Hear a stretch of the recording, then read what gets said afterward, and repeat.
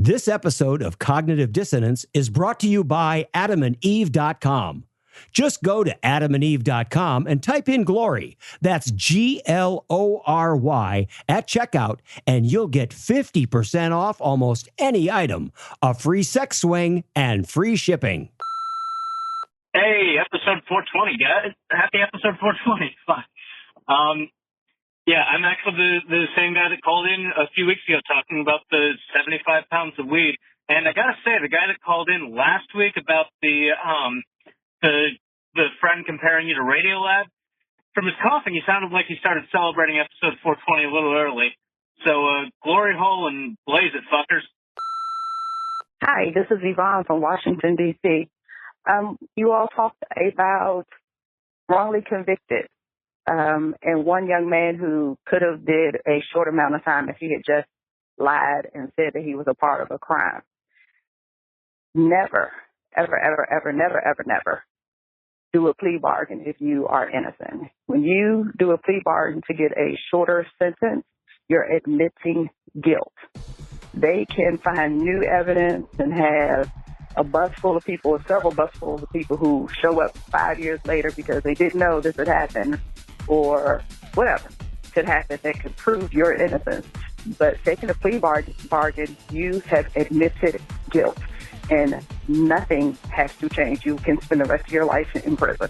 Even if other people who didn't take the plea bargain are released, because you took the plea bargain, you have to do your time because you have admitted guilt. They don't even have to give you the time of day to think about it. So I stress to everyone I know, do not take a plea bargain if you know you are innocent. Glory hole. Bye. Cecil, this is Kevin from Virginia, calling you just as I'm passing in front of Pat Robinson's Regent University, listening to episode 418. Now, I'm very confused.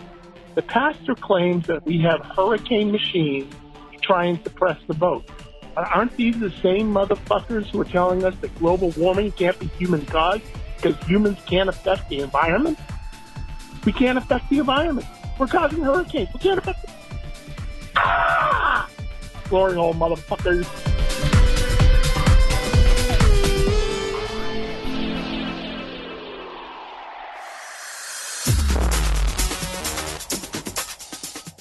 Be advised that this show is not for children, the faint of heart, or the easily offended. The explicit tag is there for a reason.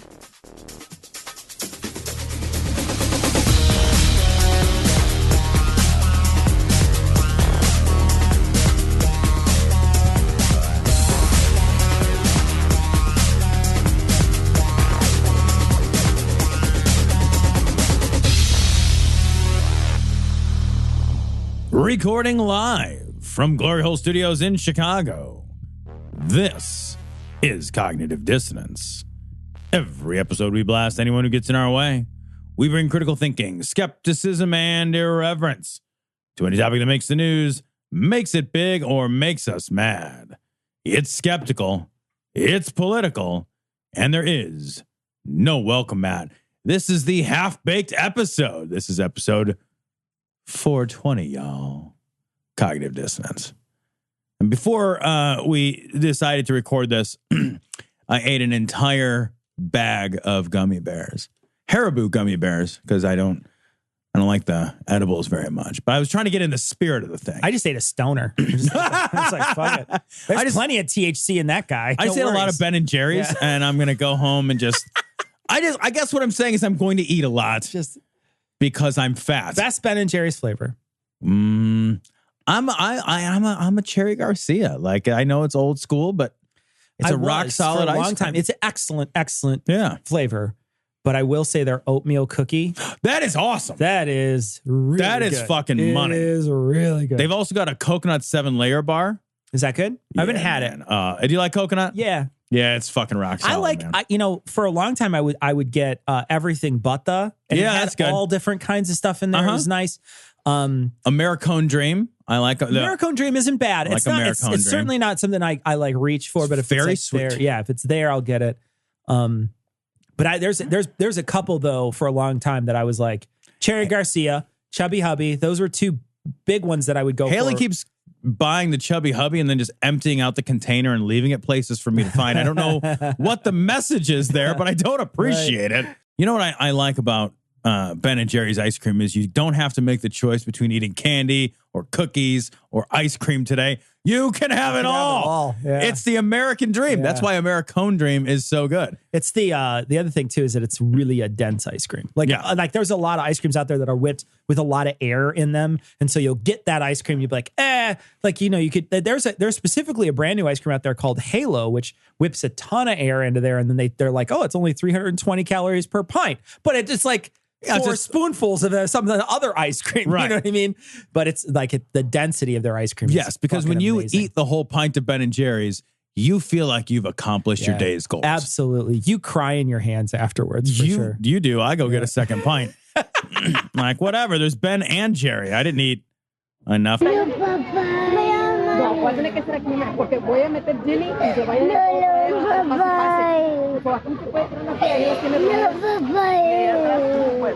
porque aquí porque está pasando. All right, this story comes from CBS News, and really, this show is going to have a bit of a theme called "What the fuck is going on, America?" Yeah. All right, so this is from CBS News, biased news source, liberal media. Migrant children at the border, the facts. So let's run down to some of these questions and this in kind of Q&A format that the article in. Yeah. Is there a new policy that's caused families to be separated at the border? A lot of people are posting shit online, saying like, "Oh, this isn't new. This has been done." Same thing over and over. Yeah. No, this is a new policy. It's important to distinguish between policies and laws, policies and cases. A policy is a set of procedures. A law is passed by the legislature, right? So an administration can enact a policy, which is a set of procedures about how we are going to handle a situation that might occur. Right. That's not the same thing as passing a law, right? So Jeff Sessions ordered the zero tolerance policy. And as part of that policy, they are criminally charging people who cross the border illegally. Yeah. They used to. What used to happen is it was a civil thing. And so they would show up and then they would give them it would be a civil case. And so this was one of the major contentions they had. They called it catch and release. Basically, you would show up, they would say, okay, it's a civil matter, and then they would let them go, and they would expect them to come back to the court date. And a lot of people did come back to the court date. I read an article that said 99.6% that were through a certain program. Yeah, through a certain program. That's a skewed number. But they were like, I saw other numbers that were saying it was 70, 60, 70% of all that come back. So a lot of these people do come back to go through that case and deal with the civil suit. Can we talk for a minute about who these people are too? Yeah. So for the most part, because there's an important distinction here that like, for the most part, many of the people that are coming through are asylum seekers. Yeah. Now that's not the same thing as somebody who just wants to show up randomly, right? An asylum seeker would be somebody who is going to show up in the country, and they are going to seek as a refugee, and they're seeking asylum from conditions in their country which have made it uninhabitable or unsafe for them to remain there. Now, one of the things people say is like, oh, they should just wait and cross legally, except for the border crossings are all fucking shut down. Yeah, and you can't apply for asylum in advance. You cannot apply for asylum. You can't be like, oh, I'm going to apply for asylum from Honduras. Yeah. You apply for asylum once you get here. This is the way to seek asylum. Yeah. And recently, I saw a New York Times article that Jeff Sessions had set up another policy where they narrowed the scope of asylum, where it used to. Yeah, I just saw the same thing. Yeah, where it used to take a broader approach, which said if you were a victim of domestic violence or gang violence, those were both things you could seek asylum for. Right. Well, they narrowed the focus of this in a way so like when people were, I was getting in an argument about it and people were saying, well, these aren't asylum seekers. I'm like, yeah, they aren't now, but fucking last week they were. When they left home 1,000 miles away. They fucking were. And now they're not. And it's because of this policy. It's because of the way in which they're interpreting the asylum. In my opinion, to clamp down on people that are fleeing from domestic violence or gang violence and to say, oh, that's not asylum. I'm sorry, you can't seek asylum for that. That's just monstrous. That is monstrous. This whole thing is like, this whole thing is monstrous, and this is just we don't want brown immigrants. That's all it is. They should just pass a no brown immigrants That's law. all it is. Call that shit what it is, right? No brown immigrants from the South. We'll take some of them if they're from Southeast India or Southeast Asia. But like no brown Southern immigrants, Central America, South America, pass. Hard pass, you know? Yeah. And Mexico. Yeah. So like we don't want it. Right. We should just we just call that shit a day and say, these are the countries we don't accept people from. Yeah. And we're close to doing that, right? We've got a president who says, you know, there are some countries full of garbage people he's already shithole tried to set up. countries He tried to set up some the anti-Muslim immigration countries, right? Immigrations. It's this whole thing where we narrow down or like redefine who gets to seek asylum. Man, this is just an attempt to obfuscate the truth. Like if we're going to be honest, if we're going to be racist, if we're going to be xenophobic, if we're going to decide we should just say it. Just call it out. Yeah. And then everybody gets to know what it is that we're doing. You know, it's interesting. They set this policy in motion to specifically start having, like Tom said, they had a zero tolerance policy that they enacted. That means that they're criminally charging these people. So when they come over with children, they're splitting these families up. And that's where the big contention was, right? These families are being split up and these kids are being housed in these large centers. Some of them, they had a young age one, they called it the tender age center, that they had like, you know, we're talking very, very young children in this tender age center that they had. And so, you know, they're splitting these people up, and this crossed the aisle. There was many people. This crossed the bedroom. Like Melania went down and visited one of these detention centers. It was, you know, there was many Republicans that were coming out against this, many Republican governors that were saying it was, you know, horrible. We shouldn't be doing this. This is not a practice that we need to be involved in. And what we heard from Trump was a different story than what we heard from his administration. So what we heard from Trump was, hey guys, my hands are tied. It's the Democrats' fault. Right. My hands are tied. It's the Democrats' fault. But Sessions and the rest of them, to them, this is a feature, not a bug. Oh, it is. They were trying to deter people. They were using this punitive fucking measure to deter people from coming here, because he was basically sending the message that if you show up here, we will take your kids from you. We will separate you from your family. And so he's trying to stop people from showing up here in a way that is so monstrous. But these are hard line immigration people. The people in his cabinet that have been handling this stuff, they're hard line immigration. No fucks given. Not at all. It's like, if they're not going to let you in, and they do not care. They do not care. And like I said, this is not something that they were shrinking away from. All his cabinet, until Trump came out and said, okay, I changed it. Everybody was like, no, this is what we wanted to do. Well, isn't that so crazy? It's like, so when you talk to Trump supporters and you look at the other side of the things, you know, you hear such a conflicting series of stories, and they can't all be true because they are in direct contradiction with each other. Either this is a monstrous law, but the president had no choice but to enforce it, except for somehow he did, because he didn't enforce it up until April. Exactly. Right? Yeah. So that's confusing. I'm confused as to did he just realize that this was something he had to do, and then he was just, oh fuck, did nobody told me I had to separate kids? So either this is an existing thing that goes back to Bush. I've heard that, right? Yeah. Goes back to Bush, and then you hear, oh well, Obama did it, and those things are just blatantly not true. They're fact checked, they're not true. And then you hear like, oh, well, all he's doing is enforcing the law. Yeah. But he didn't enforce it for the first, you know, however many days, over a year. Mm-hmm. You know, now all of a sudden he's got to enforce the law. But then, you know, you also hear the like, well, you know, they should have thought of this before they came over. This is a good law. This is how we close our borders. Yeah. And then I now have to reconcile all of that with Trump just recently signing an executive order saying that it's not going to happen. Although I also read that the executive order will do nothing to actually stop the family separation. Yeah. And one of the things too is like, I heard today that this might have been their plan all along, so that they can detain the entire family, so that they can keep the entire family from getting in at all. So before, what would happen is if you're detained, if you're criminally detained, the children would somehow be able to sometimes they can meet up with family. Sometimes can go to family. And I think with the changing of this law and keeping the family together, there's no need for them to come into the country. Yeah, I read the same thing. There's a possibility that they're saying that, but I do not believe the 4D chess thing. Like, I don't believe that. Like, I never believe that this president has thought anything further than a nanosecond before he does or says anything. I never think this president has any forethought. So, but why would you want to roll back for a second about Obama? Because Obama did deport a lot of people. Mm-hmm. It's not that Obama didn't deport people. And it's not that Obama didn't tear families apart too, because he would deport people and some of their family would still be left here. Right. You know, people that were born here would sometimes stay and he would deport other parts of their family. So it's not like that hasn't been happening. You know, people have been tearing families apart through immigration, deportations in this country for a long time. Since the beginning of this country. For a long time. Yeah. So I don't think we've ever not done it. Certainly, I know it's been happening at least through Bush and Obama, because that's when I've been politically aware. So I know for sure that it's been happening. And Obama deported more people than Bush.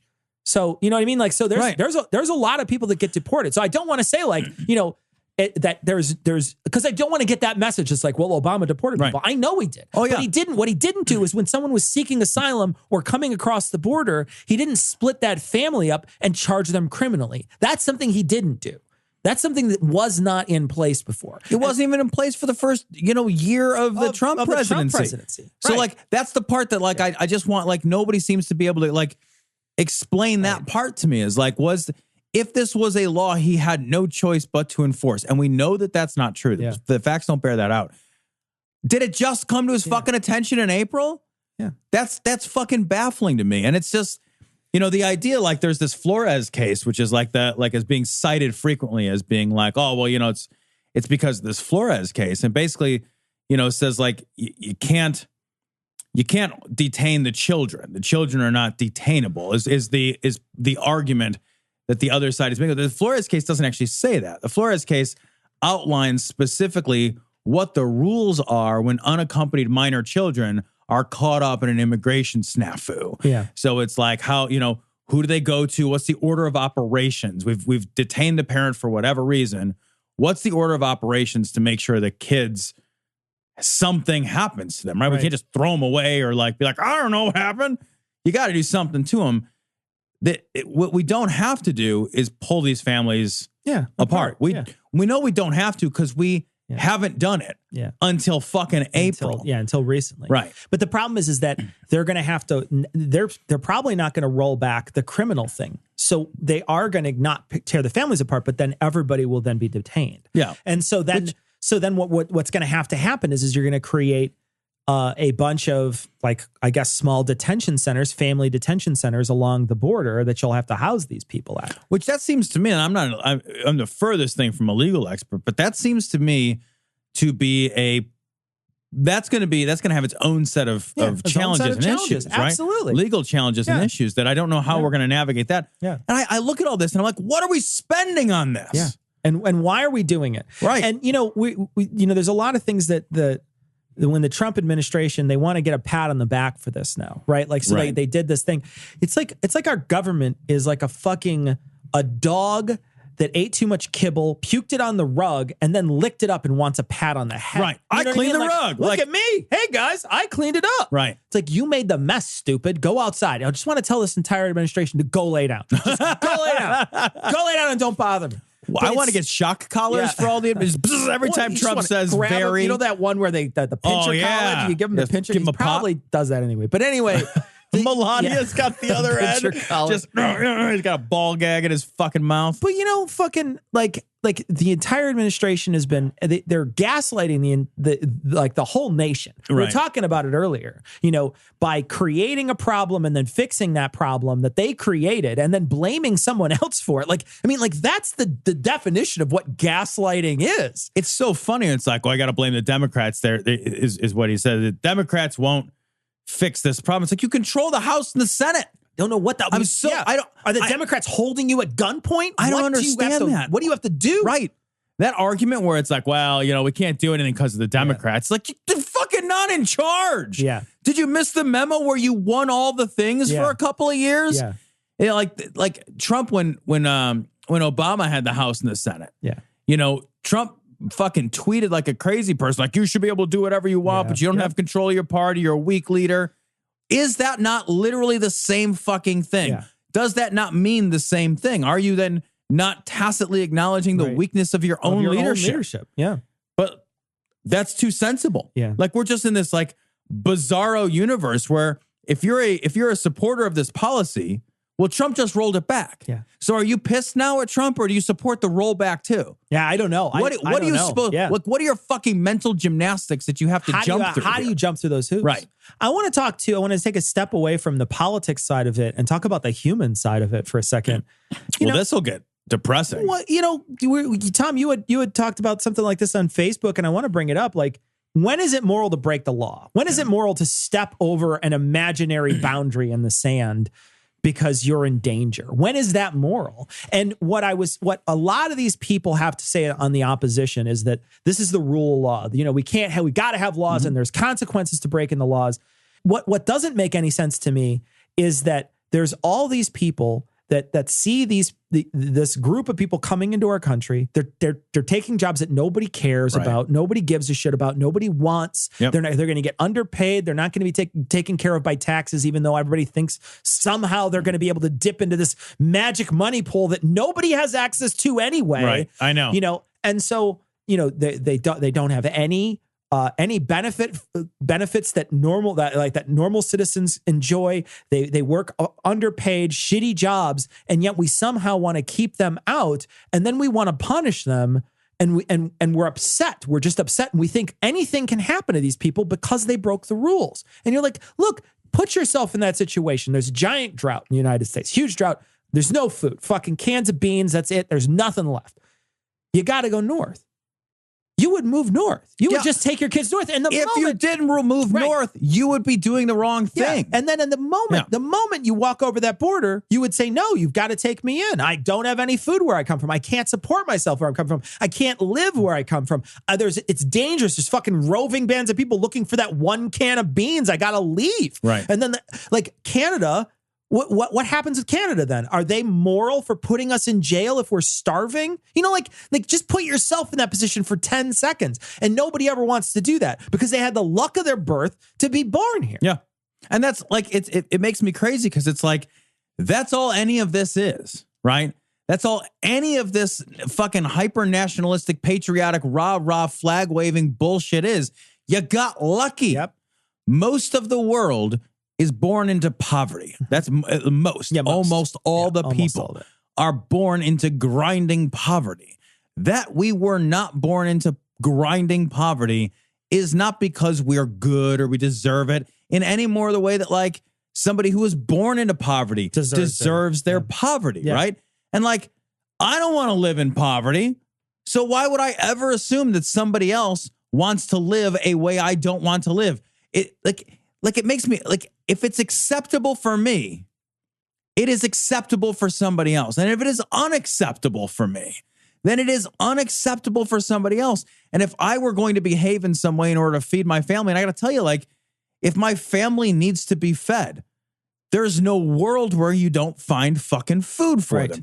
Anything less is an immoral action. Yeah. I can't come home empty-handed and look my family in the eye and be like, well, somebody wrote on a piece of paper that there's an imaginary border, and if I walk over that line, then paperwork. Yeah, anyway, enjoy eating the gnawing hunger of your own cell death. Yeah. Like, basically, what the fuck? Basically, America is failing the easiest moral question you could possibly ask. It's the most simple moral dilemma that's ever been asked of anyone. Would you steal the bread to feed your family? And of course you would. It's the simplest moral dilemma.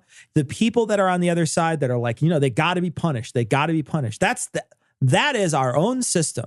Our own fucked up, shitty, vengeance-based system that's what that is. That's our garbage prison jail system that we have in this country that's a laughing stock of the fucking industrialized world. Can we pause there?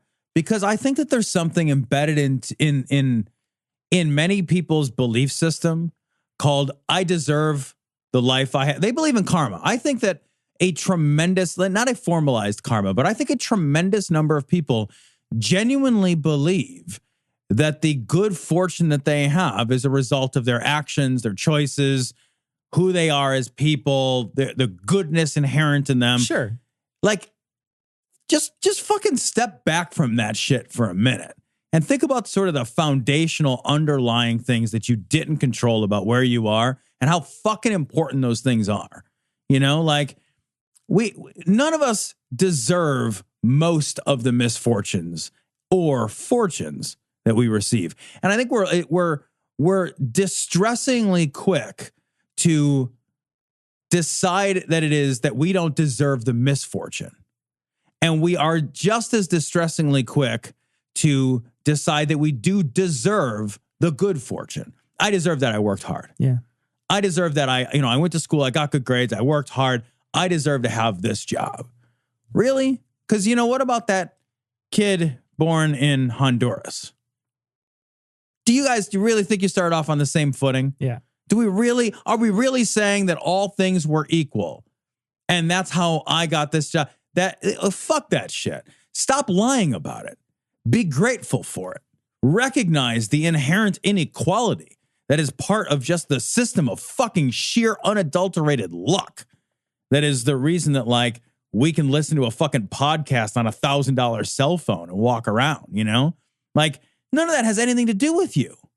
Like, it's the fucking weather we have so little control over most of the most important factors in it. But, like, we have this, like, underlying sense that, like, the word deserve and fair, like, those words are meaningful. They're shit words for stupid people.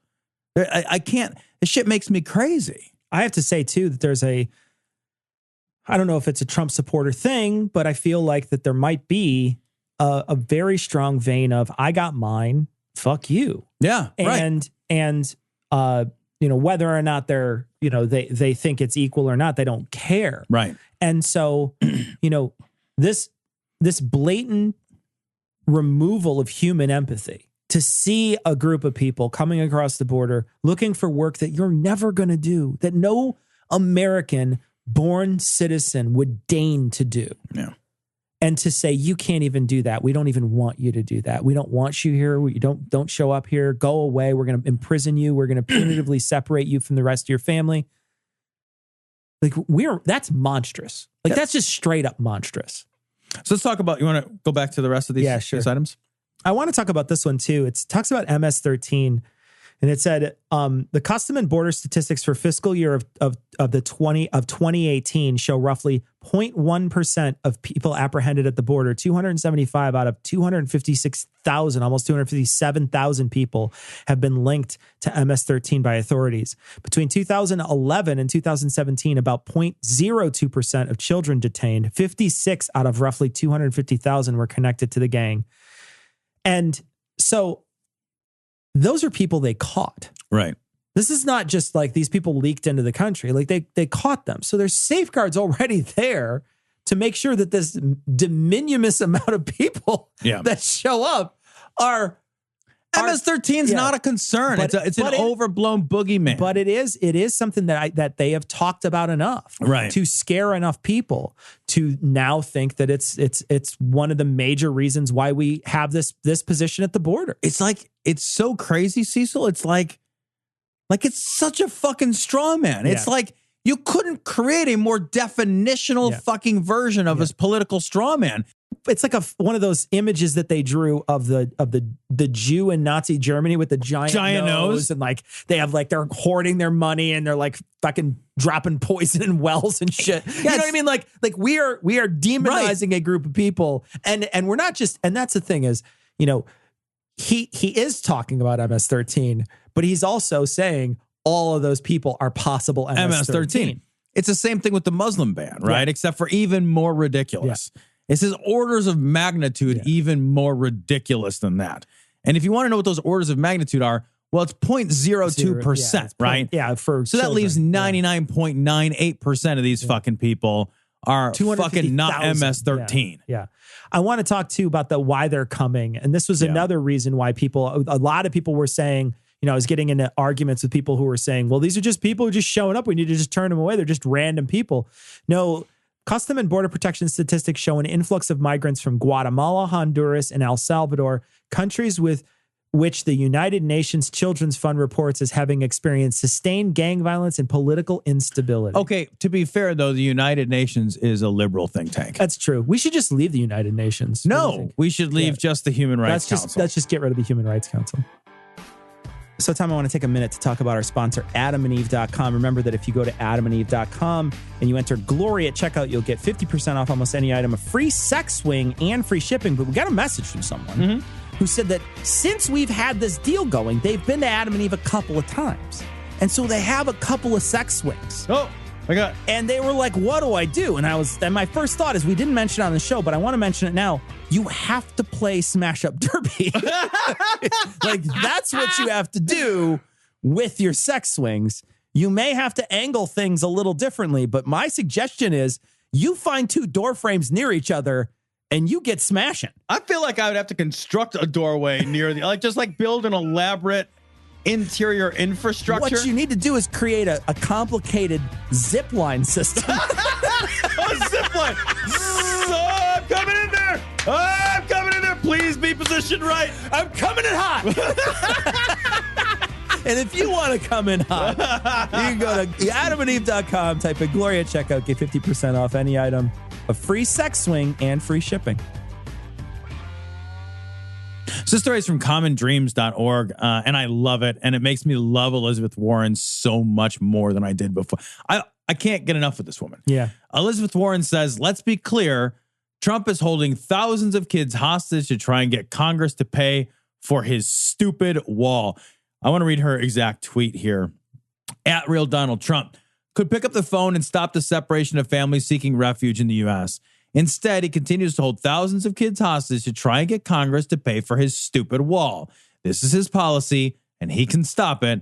Hashtag families belong together. It turns out Elizabeth Warren was right. Yeah, right. So either she's right or his executive order didn't mean anything, right? Yeah, it's one of the So, other. again, if you're supporting this administration, if you're supporting Trump, either he signed a meaningless executive order or Elizabeth Warren was right and he could stop this all along and chose not to. Yeah. Yeah. Well, they've been doing this all throughout the entire presidency. They create a crisis, they blame the Democrats, and then they stop the crisis. Right. They're doing it with DACA, right? They create a crisis around DACA by stopping people that can apply. They say, we're going to cut the program out. And then they blame the Democrats. Right. And for, you're like, for not taking care of the DACA kids. But you did it. Like, they that were was fine you. a minute ago. That was you Right. who did all that work. Yeah. Like, you're the one who did this. Well, I just want legislation on it. Okay, that's cool. We'll keep it in place till we get legislation on it. How's that? Oh, no, can't do that. That's not how, can't do that. how leverage works. Yeah, exactly. Right. And it's a threat. It's all these threats that they do. And this is the exact same thing. Like I have a feeling like I said earlier, that policy was a feature. They liked that policy. They wanted to do that policy. They had to go looking for that policy. They didn't know it existed because they didn't enact it until April 19th. Right. So they went out of their way to make sure that policy worked. Right. And it worked exactly how they wanted it. Yeah. It caused a giant uproar. They stopped it. They look like they're the saviors, even though who do they look like heroes to? Who was that guy? I don't know. And I mean that literally. I think a lot of Trump supporters do see that as. I think if you were to talk to them, before he signed the executive order, those same people were defending the policy itself. Then he signs an order saying, we got rid of that monstrous policy. Are you saying, was the policy monstrous or was it not monstrous? Are you saying that people on that support Trump, they can feel cognitive dissonance? Are you saying that? No, they can't. They can't. Oh, because there's so many. But this is not just one time that this has happened. I know, but this is just so fucking mirror shit. It's very obvious, right? Holy fuck. Yeah. It really feels like you're just being held down and your brother's like, stop hitting yourself. Yes. Stop hitting yourself. Yeah. And it's just so frustrating. It's just like, but I'm not. You're making me hit myself. And then he stops. He's like, I am a hero. I saved you from getting beat up. What the fuck? Thank me. Yeah. It's true in some cases, but they aren't all valedictorians. They weren't all brought in by their parents. For everyone who's a valedictorian, there's another 100 out there that they weigh 130 pounds and they've got calves the size of cantaloupes because they're hauling 75 pounds of marijuana across the desert. All right. And this is from the New York Times. If you want to get a sense, you got to play this clip. If you want to get a sense for the callousness. So again, there's a couple of narratives that are in competition. And one of the narratives is like that Trump and his people, they hate this policy, but oh no, our hands are tied. It's the former administration. On the other side of that is, fuck you, this policy is in place to actually fuck you. Yeah. If you want to hear what Corin Lewandowski thinks about this, here's a clip. So there's going to be a guy talking and then someone else is going to sort of interrupt. The person who's interrupting is who we're talking about. I mean, look, I read today about a 10-year-old girl with Down syndrome who was taken from her mother and put in a cage. I read about did you say want to a 10-year-old with Down syndrome what being I taken said from is her you can mother? pick anything you want up, but the bottom line is very clear. How dare you? When you cross absolutely the border dare you, illegally, sir. you How have dare given you? up the... You don't call that guy sir. Yeah. Don't call him sir. This is, I think, emblematic of the entire strategy, and it's be a bully. Yeah. It's like be a bully. And I have a feeling like what makes me crazy is I was always raised to hate the bully. I was always raised to dislike the bully and think the bully's wrong and stop people from bullying. That's just how I was raised. Like my dad, like very much when I was young, made sure that I would never bully anybody and that I would make sure that I would help other people. It's very, very important to him. Right. So when I see this and I see the way in which they treat people and the way in which, this is a perfect example of somebody being like, oh, who cares? Whatever. Want. Like somebody saying that about a person who's, not only being detained, but also, has Down syndrome. Right. You have somebody who has a limited yeah, capacity to understand the what's going on. situation. You got this guy who's saying, whatever, want. Like, this is the most bullying thing that you can do. He says, if you listen to what he said, he says he basically is like, they deserve it if you cross the border illegally. Yeah. So he's saying like, if you engage in this action, then it's okay what happens to a mentally handicapped 10-year-old person. Like, that's not a thing. Yeah. But again, like, I feel like I'm living in a fucking bizarro universe. Like, I feel like a fucking crazy person because like that thing that you just described, man, where it's like, I grew up the same way. It's like the bully is always the bad guy, right? You don't want to be that guy. Stand up for the little guy, all that kind of thing. But we are now in a place where callousness is cool. Yeah. Where like the more like crazy, outrageously, emotionally detached you are, the more you don't give a shit about human suffering. Like there's a fucking social cachet to that on the right, where it's like, yeah, I don't fucking care. I'll never care. I'll fucking shoot a baby in the fucking toe just to watch it scream. I don't give a fuck. Like, there's a whole social cachet to that. Like, whatever. It's just your feelings. It's just somebody else's baby. It's just everybody deserves everything that's coming to them.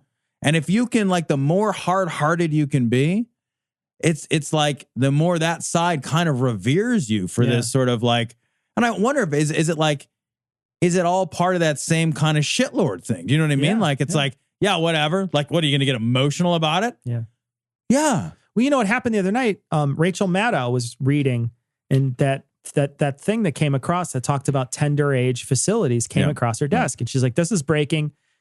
And at some point she stopped and she's like, you got to cut away. Can you cut away, please? And she's like waving her hand at her face. She's going to start crying. Yeah. It's just too much at a certain point.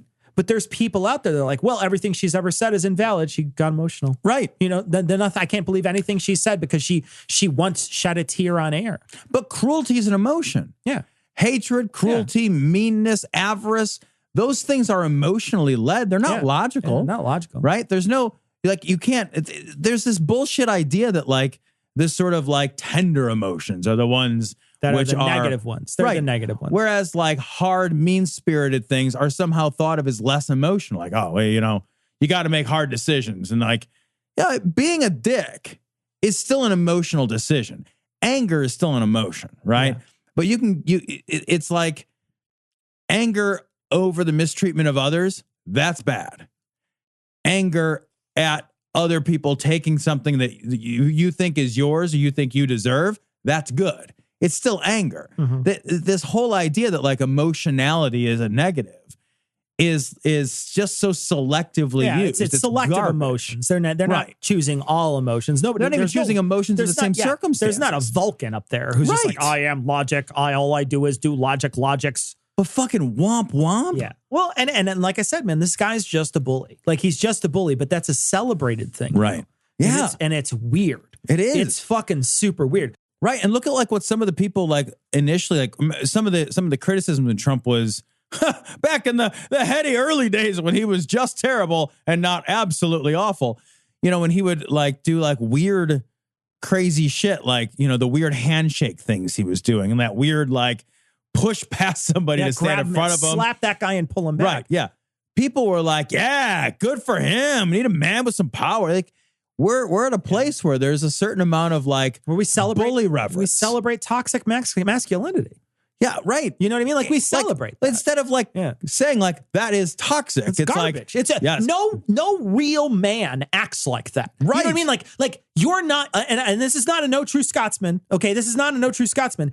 A person who is confident enough to be just a human in the world never feels like they need to act like that. It's actually crazy. Like that is a crazy unmasculine way to behave. Unbelievably it's so emasculating to watch that. I know you and I have encountered I cringe. this. I'm embarrassed by that person. I'm like, oh, you're a little guy. Yeah. You're like a little man. Right. You know? You're like a wee person. Like it's cold in here, little. Yeah. And what you're doing is trying to fluff up. You're trying to prune those 1, 2, or 3 limp ass peacock feathers you have to show everybody what a big person you are. But you're really just super weak. Right. And you just all you are doing is screaming into a megaphone how weak you are.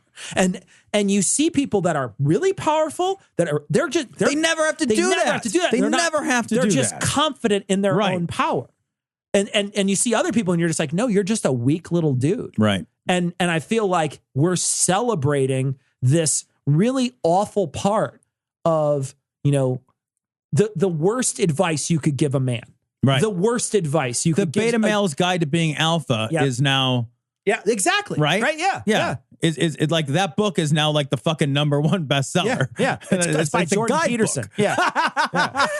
Yeah. It's somehow the frog. Hi-ho, Jordan Peterson here. Have you ever heard that guy talk? He sounds just like, does. Like, hey, Fozzie, come on in here. I have 12 things I want to tell you. 12 things about hating trans people. 12 things they don't want you to know. They don't want you to know about it, Fozzie.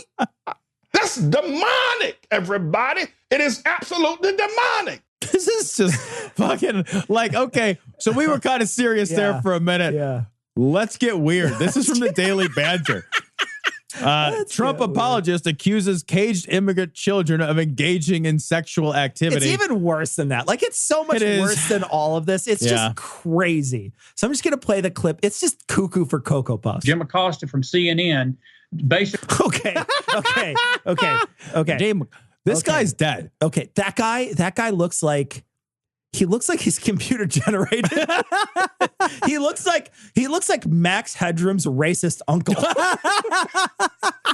He looks like a slightly young Emperor Palpatine from the bag. Terrifying. You guys have to see this guy. He's like super. Dude, who was the fucking guy in Mystery Science Theater with this black circles around his eyes? Oh, Observer. He kind of looks like Observer. What he looks like is like a superhero, like Jaundice Man. His liver's out fighting crime and he's at home dying. He's like, I don't have one. It's out. My name is Billy Rubin. Yeah. It's not. Basically, sarcastically was chiding Sarah Sanders and saying, well, you show me in the Bible where, you're supposed to separate a family and break. Let's stop there and say, who fucking cares about the Bible? They use the Bible as a way to show, well, in the Bible, it says we're supposed to have, we don't follow the fucking Bible. We don't fucking use the Bible as a way to fucking think about things. That's that same passage. It's like the worst passage for them to choose to use. That same passage in the Bible, or passage in the Bible, rather, has been used to promote slavery and to defend the practice of slavery. The passage is a garbage passage called "The government gets to do what it wants." Does what it wants. Yep. God says that's cool. Yeah, that's the fucking interpretation everybody has of it. So whenever the government wants to just do what they want, like fucking Cartman on a fucking Maury show, they haul that fucking old canard out. Yeah, that happens every time. Right. A family up for the sake of political purposes. And I'm going to tell Jim Acosta to his face right now. You're not there. It's fucking not there, man. Do you know how the fucking internet works? Do you know how your face works? I'm going to tell you. This guy, you would think he would know. That's probably how he talks to everybody. I'm going to tell you to your face if you watch this when I later record it. What? Oh, the fuck? Fucking idiot. Tell me in the Bible where you're supposed to be breaking the law in a country, because you're not supposed to be breaking the law in a country. You're supposed to be respecting the laws of the country that you live in. And if these people come into these countries and they know good and well, vigilantly, they're breaking the country, then I'm sorry. They're breaking the country. Look, like we got to pay for them, Tom. They're just dipping into the public fund. We're paying for them every time we buy red peppers for 29 cents a pound. We're paying for them every time we go to buy a package of meat that nobody that fucking has a citizenship paper is packed. We pay for them packed, right. Yeah. We pay for them every time you buy milk because that fucking dairy farm is run almost exclusively Eggs from too. immigrant labor. Eggs too. So we pay for them in almost every new home that's been constructed. It's funny in the last 25 years. We buy eggs, and we're so worried about how the chickens are taken care of. Right? We don't give a fuck about the dude who got the eggs. We're just like, fuck that guy. He could be an illegal immigrant hopped up on fucking crystal meth on his 7th shift. I don't give a fuck. How's the chicken? Did the chicken have a name? Was the chicken free range? Just like, look, this was harvested by a man who lives in a cage made out of smaller cages. He lives in a trailer with 756 other people, and they're all stacked on top of each other. The guy is only allowed to pee once a day from 11:30 to 11:33. Yeah, that's it. And he has to do it in a bottle in front of the chickens. Yeah, and that's all he gets to drink tomorrow. Yeah. It's hilarious. You're just like, oh, I got to look on the wrapper. Was the chicken petted a couple times? Did they feed it the proper feed? It's like, oh, no antibiotics, just like the guys who raise the chickens when they get sick. No antibiotics. At a certain point, the guy just drops dead and they just feed him to the chickens. It's just like, nah, man, that's protein, bro. It's not America's fault. It's their fault.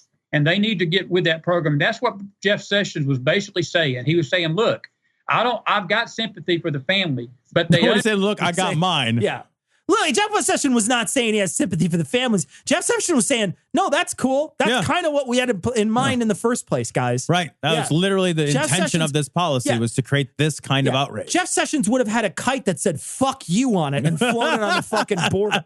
They must understand when you break the law, there are consequences. And if you know you're here illegally, guess what? Your family is at risk of being broken up. No, like even if we concede the point, which is barely the point that that asylum seekers are breaking the law by entering the only way that you can try to get asylum. Yeah. But even if you were to concede that point, like, are we saying like that is a rational punishment? Yeah. And are we also saying like children should receive that punishment? People who did not act of their own volition. Yeah. Have you seen the assholes who kick the water over in the... Oh, my God. Those fucking border agents that find the water that's left there. And they kick it over. And they kick that water over. It's like, oh, yeah, I just hope somebody hurts more. I hope somebody fucking dies of thirst. That's got to be a good way to go. What the fuck is wrong with people? Yeah. I don't understand that at all. Kick those motherfuckers' teeth in. It makes me crazy when I see it because I just think to myself, I'm like, you're kicking that water because... you're on this side. Yeah, because you got lucky. Because you got lucky. Because I'll tell you what, those people, what's the harm that they have that they're not thirsty when they show up? What's the harm in that? Right. You know what I mean? Like these people are like, yeah, I'm going to kick this water over. You've got to be hoping that those people die. That's what there's no other reason to kick that water over, right? You kick that water over in an attempt to let people suffer and die. Suffer and die. There's no other possible interpretation of that. Because that's what happens in a law-abiding society. If you want to get legal, get in line, become a citizen. You don't have to worry about your family being broken up. I love it when they talk about a law-abiding society. And you're just like, how many indictments on the president's cabinet? I know, right? And then they're all just like, fake news when you talk about that. It's like it's law-abiding when they're brown. You know what I mean? It's a law-abiding society when we're making sure that the brown people don't have it good. Yeah, unless you play lacrosse at Duke. Yeah. Right? It's a law. Exactly. We're a law-abiding society. Yeah, and it's really, really scary. Some of the individuals that are sneaking across the border. And I was talking to a Border Patrol top person, and he just said, leave. Oh, a Border Patrol top person. Not a Border Patrol top person, a Border Patrol top person. I love when they can't even remember like what they're making up. I was talking to, I don't remember what they're called. Yeah. I don't remember what their positions of authority were.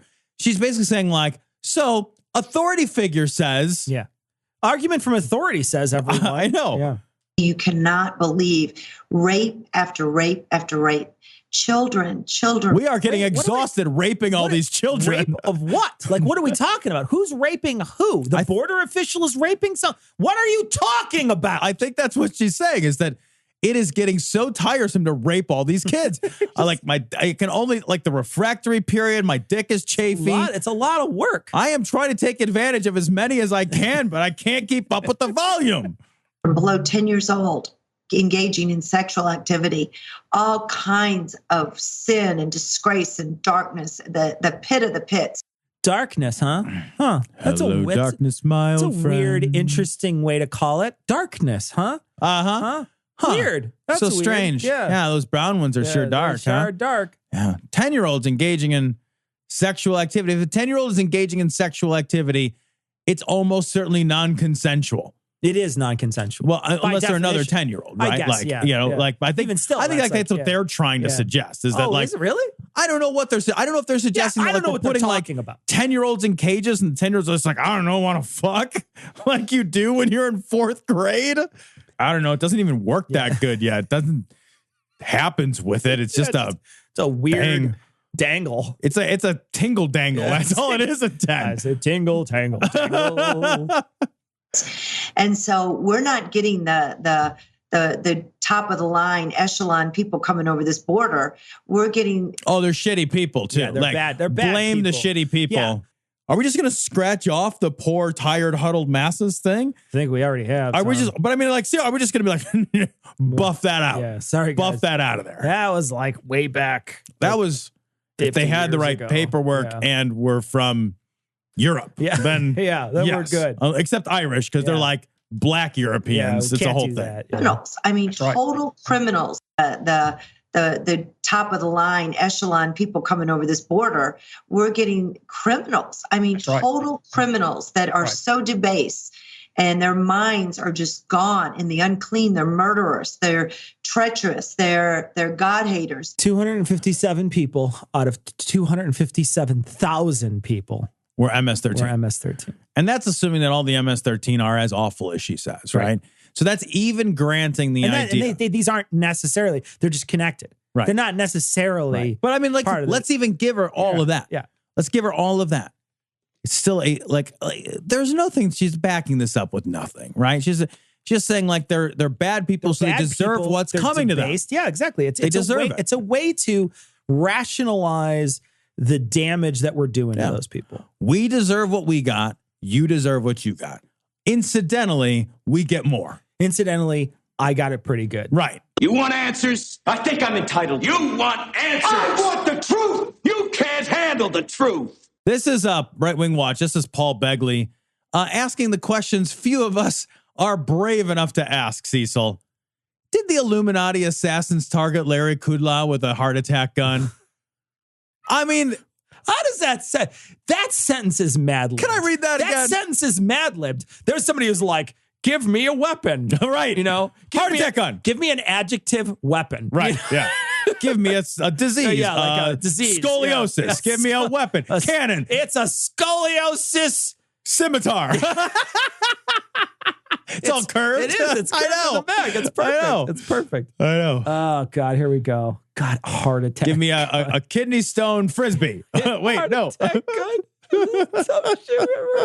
I want to know, are there Illuminati assassins? Nope. I want to know too. I want to know too. Hold on. There aren't. Okay. We're good. How do you think he would come to this knowledge? We're safe, Tom. I'm going to guess just by guessing at it. And would they kill people to continue their agenda? And if they're the Illuminati, aren't they just in control of everything? I never understand that because it's always like, yeah, well, you're the Illuminati. Like you basically run everything. Yeah, but we need assassins to make sure that we do. And you're like, well, don't you have all the don't you own all the stuff? Like, aren't all your people in power? Who are we killing? Who are we assassinating? People who somehow beat the Illuminati in the dog catcher race? You're the fucking Illuminati. Either you're powerful or you're not. It says supposedly he's saying Begley proceeded to link Kudlow's heart attack to the recent deaths of designer Kate Spade and travel writer Anthony Bourdain, whom he believes may have been killed as high-profile sacrifices of the Illuminati. So that's the link to this.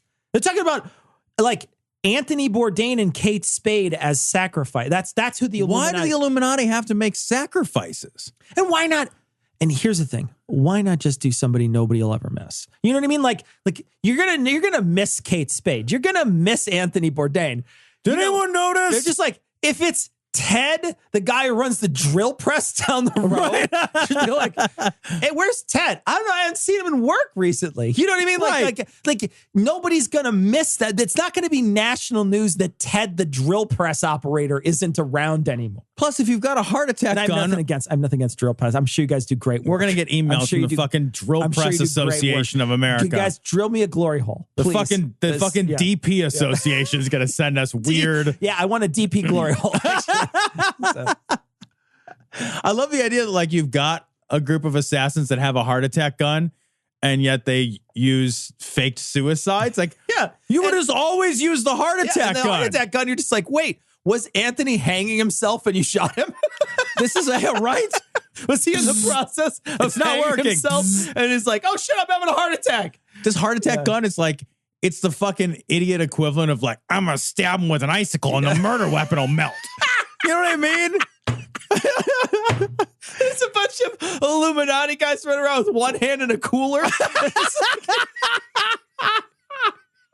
I know. I don't want some milk, guys. There's no murder weapon. Okay. Oh my God. All right. I'm going to shoot him with a potato gun, then I'm going to eat the potato. Like it'll shoot out the side and it'll be mandolins into French fries. And then you shoot it out of a potato gun. Cage, you know what I mean? Like it basically. Right. Yeah. You shoot it out of a potato gun into a mandolin gun. And then it's just like sneaky. And they just like shurikens of potato wedges. And then what happens is it hits them in the face and they look like Pinhead, except for they have French fries sticking out of their head. He looks like you just walk it up to some guy. Stick it out of your face. You walk over and you just face plant in the ketchup. You're just like, the detectives are like, it's the bloomin' onion murderer again. It's just like there's like a guy who's like his midsection and there's just all these curly cues like on the ground. God damn, curly fry guys. The detective leans down. Seasoned, delicious. The medical examiner shows up with some ranch, just like the assassin asks you how you want to go, regular or curly. You're like, fucking curly. Who picks regular? Regular? Are you kidding me? That's a question I want answered. Who fucking picks regular fries over curly fries? Are available? Yeah, I don't know. I don't know. Like, what would have to be wrong? I will say, once. I would say every single batch that you get of curly fries, though, there's always maybe a quarter of them that are just not cooked right. Oh, yeah. Because they're too densely packed. The curl did not release. Yes. You know what I mean? Right. And so it's just like, oh, that's a potato. Those are Jerry curl fries. Those aren't good. Still a potato. Like, So I will say that the cooking process of the regular fry is superior to the curly fry Certainly process. More consistent. But I will say that the curly fry itself, in the like with that like seasoned and that breading or whatever, it's fucking far superior. Plus, they're just more fun. They are a more fun food to eat. They are a more fun food to eat. Smile. It's like eating a silly straw. It's eating a slinky. Yeah, right? I like set them on the table and I make them go brow, and they go right here. It's awesome. See, and I'm wondering, are there such a thing as heart attack guns? Well, you're going to have one. Look, this guy's been... It's called Shotgun and Donuts. There's your heart attack gun. Yeah. This is coming from a man whose fingers are fat. It's your fucking HDL, dude. It's the kind of guy. It's the kind of guy who, when he cuts his finger, it sounds like one of those old timey oil cans. It's like because let me just say, remember Andrew Breitbart, who was going to bring out a video the next morning? He died that night of a massive heart attack. He air quoted the words heart attack. He did. He died of a heart attack, guys. You know what old people almost never have naturally? Heart attacks. Breitbart was actually relatively young. He was just in bad shape. Was he? Yeah. I think didn't look like it. I thought Breitbart when he died. Oh, you might be right. Relatively young. Yeah, he was 43 when he died. That's a hard Wait, yeah. What? Yeah, he died aged 43. That's a hard 43. Yeah. That guy did not age well. He had a condition that basically thickened his heart. Breitbart had a condition. He had a condition that hardened his heart up. That's what he died of. Pharaoh's disease. He got it 3 times. It's like, now you're plagues, whatever. This guy was a plague. What are we talking about? Oh, my God. Breitbart died of hardened heart disease. That's amazing. Oh, God. That's great. It's fucking amazing. There's no more poetic death than that guy's death. What about all these scientists? And what about all these alternative medical doctors? And what about LarryKudlow last night? Remember the G7 summit that just happened? Do you remember that after Trump left there, Justin Trudeau of Canada got up and made this statement and basically kind of went after the president of the United States after President Trump left? It's kind of a backstabbing, cheap shot. Now, I love There's a cut in there. I don't know what happened. It just cut. Sorry. Canadians. I mean, I'm getting ready to go to Canada. I ain't got nothing to, and I ain't got nothing. They're the most polite, the most nice people in the world. And I'm not even thinking that Justin Trudeau really meant it in any kind of hateful way, because he's just not that kind of guy. But he is a global elitist. But anyway, that's another point. As if Trump is not an elitist. Yeah, He's right. a billionaire reality TV show star from a fucking rich family. I will use the quotes that he used earlier for heart attack. Billionaire. Right. I'll put those around there. Yeah. But LarryKudlow kind of went over the line, because then he went on television. Now, who's LarryKudlow? He's a senior economic advisor to President Donald Trump. He went on national television and was so angry at Justin Trudeau. He went over the top, folks. He really did. And he said there was a special place in hell for Justin Trudeau. Well, that last night, he had a massive heart attack. LarryKudlow, he's not dead. He has survived the heart attack. He dodged just at the last second when they shot the gun at him. Right. He was like his dog, his faithful beagle, jumped in there. And jumps. And his like ears were Flapping flowing, in the sort way, of flapping right? in the, He will recover. But I asked myself again, what about Anthony Bourdain? What about Kate Spade?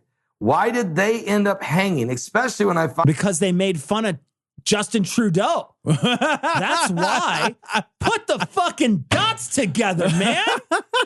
Come to your senses, man. It's not like Anthony Bourdain ever went to Canada to eat the food. What's he going to go up there and eat poutine? He's choking down pine needles and fucking syrup. I will say, and we hadn't talked about this on the show, but I really did enjoy Anthony Bourdain's work. Yeah. I've read his books. I watched his TV shows. He was always somebody who I thought was a really genuine person. It seemed like you were very much that way. Yeah. You at least saw what you thought was sort of what Anthony Bourdain was like. It felt like he didn't put on any kind of persona to be on television. He just it felt like he didn't really give a shit about what people really thought about him. And when he died, I was actually really shocked when he died, because I was kind of a big fan of his. Sure. For a very long time, I was a big fan of his. Yeah. So it was a real shock when he killed himself. But there's if you've never checked out any Anthony Bourdain's work, Kitchen Confidential is an excellent read. We just re-listened to that book the other day. So Yeah. I had heard it before. Haley had never heard it. We just listened to that on Audible again the other day. It's so good. It's an excellent book. It's well written. Medium Raw is very good too. Yeah. It's an excellent book. And his shows, If you've never seen his shows are excellent. They give you a really great glimpse into other cultures. And he gets a chance to participate in a lot of cool stuff that most people, when they go to another country, don't get a chance to participate in. And the stuff that he does and the places that he eats and the people that he sees. He's dining at the most famous restaurant in the world, or the most prized seat in any restaurant in the world, where he goes to like someplace in Spain that is, one of the best restaurants in the world, and have a meal with the chef. And then in the next episode, he's in Mexico sitting on a bench somewhere on a side street, eating from a food cart, sitting next to people drinking beer. You know what I mean? Like, it's like, it traverses all different kinds of classes and things. And it's very interesting to watch. So if you ever get a chance, there's 2 shows. I've never watched I think it's called A Cook's Journey or something. It's something that he mentions in his Kitchen Confidential. It was on the Food Network years ago. I never watched that one, but I watched No Reservations and I watched Parts Unknown, and both of those series are excellent. They're basically the same show. They're just on 2 different networks. Okay. It's essentially the same show, but they're excellent. So if you ever have an opportunity to check them out, they're really great. It's great TV. Find out they die right in the middle of the Bilderberg conference going on, the 66th annual Bilderberg. A Build-A-Bear conference? That's a weird... Bitburger conference? What is this? A burger conference. It's a bric-a-brac conference. And there always seems to be high-profile deaths or sacrifices or something that goes on when these groups like Bilderberg or Bohemian Grove or others get together. The problem is that these guys that have access to these heart attack guns, they don't care. They just shoot them everywhere randomly. They just walk into like celebrity apartments, just randomly shooting. Whoops. Bang, I shot you with a heart attack gun. Go hang yourself before it takes effect. What? I don't know. It's confusing. It's like the 5-finger death punch, right? Kill Bill, where you get to walk like a few feet away and then die. You get 3 steps or whatever. Like, fuck, I'm just going to sit here then. I'm never going to move. You'll have to airlift me places. I'm going to need a catheter. You're going to want me to have a catheter. You hire a guy that's just like your rickshaw driver for the rest of your life. It just seems like it's demonic or something. And is it the New World Order? Is it the Illuminati? Are there Illuminati assassins? He's just so concerned about this. But I like that he doesn't. You know what I do appreciate about Paul Begley? Is that he's just asking questions. Hey, man. I don't know that there's Illuminati assassins with secret heart attack guns. But I'm just asking questions. Just want to know. Yeah. The people want to know.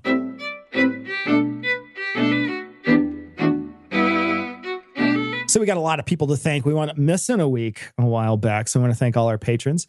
But of course, we want to thank our newest patrons. Left at the Valley Podcast, George, Simon, Patrick B, Jude, Fuck the Packers. I agree with that guy. Lee, Max, Samantha, Ben, Derek, SMNX, Sminix, I don't know, Al, Madison, Brent, Bruce, Donald, Dave, the Crash Test Dummy, Sean, Maya, Bruce, Angie, and Tim. Thanks so much for your generous donations. We really do truly appreciate it. You guys are the reason Glory Hole Studios exists. So Holly sent in an image, and this is a Cogdis bingo card. It's so good. And it's great. So we're going to post it on this week's show notes. Check it out. dissonancepod.com, episode 420. This is a really cool little bingo card. Yeah. It's hilarious. I love that in the center is the free sex swing. But check it out. There's some really funny stuff on here. Yeah, it's very good. We got a message from Michael, and Michael says that, we were discussing blasphemy laws. Just wanted us to know that there still is blasphemy laws in Canada, section 296 of their criminal code. It hasn't been used in decades, but it's still on the books.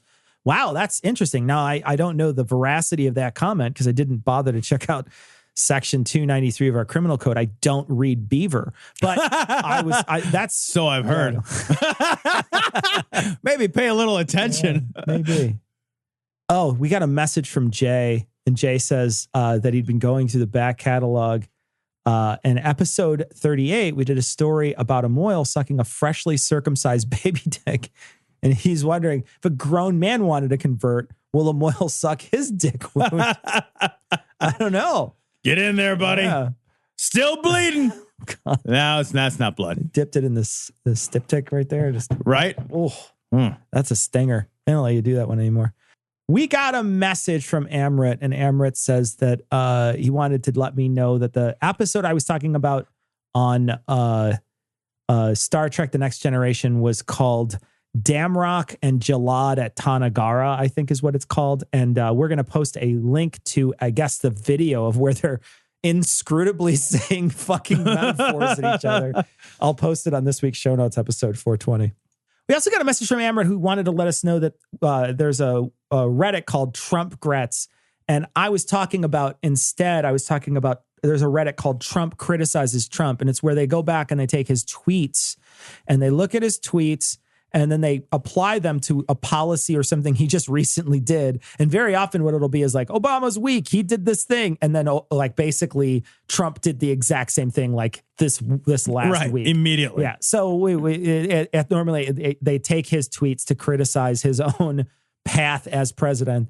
But the Trump Gretz is interesting because Trump Gretz basically is people who supported Trump initially, and then they come back and they're like, fuck, what is he doing? What happened here? And there's a lot of people who have come back and they get them from Twitter a lot. I don't know how true it is. You know, that's the tough part is you never know how true any of that stuff is. But you'll come back and you'll see somebody who's like, what the fuck are you doing? Yeah. What the fuck was I thinking? Well, you know, even some high profile people have done that too, where, you know, you've seen Ann Coulter talk about immigration or something like that and get really pissed. And there's a guy, Joe Walsh, who's a real shitty guy who doesn't pay his alimony.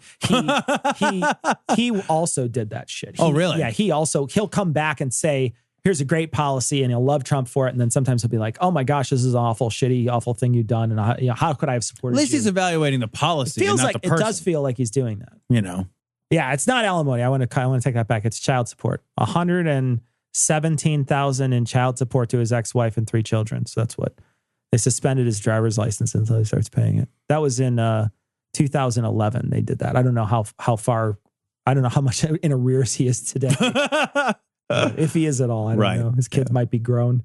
I love that he doesn't get the benefit of the doubt of having like caught up. It's just like he's either in arrears or time has just finished it out for him. I have no idea. One of those. Whatever. Yeah. We got a message from Elvis, and Elvis gave us this great bumper that I'm going to put in the rotation. I love it. This never happened. It will shock you how much it never happened. That's great. Thanks, Elvis. We got a message from Elizabeth, and Elizabeth wanted to let us know what Cyrus Trump meant. She says, in today's religious discourse, the name Cyrus is shorthand for a non-believer, especially in a leadership position, who is part of God's plan for tending to the needs of the believer community or otherwise furthering their agenda in some fashion. The funny thing is that Cyrus Trump comparison is basically an admission that Trump is so bad at Christianity that he hasn't fooled anyone into classifying him as one of their own. Well, that's interesting. That clears it up. That clears up, you know, like, because when they call him Cyrus, they're basically saying, look, he's the, and I feel like, you know, he's a tool of God. He is a tool. God. He is a tool. Absolutely. Yeah. He does juggle a lot of snakes too. That's for just sure. saying. If he pays you $130,000, you're going to juggle it too.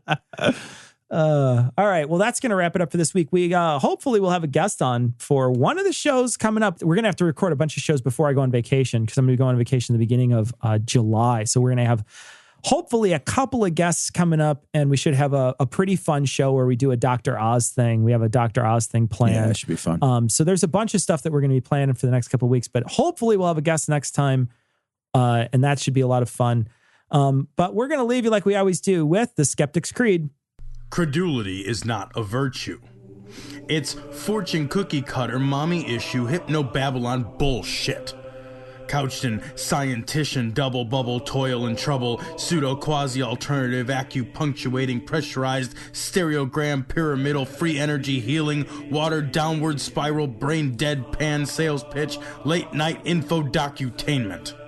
Leo, Pisces, cancer cures, detox, reflex, foot massage, death in towers, tarot cards, psychic healing, crystal balls, Bigfoot, Yeti, aliens, churches, mosques and synagogues, temples, dragons, giant worms, Atlantis, dolphins, truthers, birthers, witches, wizards, vaccine nuts, shaman healers, evangelists, conspiracy, doublespeak, stigmata, nonsense.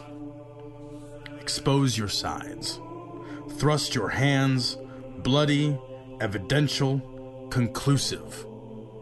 Doubt even this.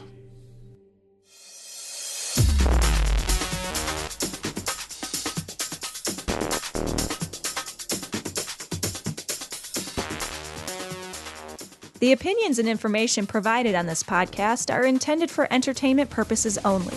All opinions are solely that of Glory Hole Studios, LLC. Cognitive Dissonance makes no representations as to accuracy, completeness, currentness, suitability, or validity of any information, and will not be liable for any errors, damages, or butthurt arising from consumption. All information is provided on an as-is basis. No refunds. Produced in association with the local Dairy Council and viewers like you.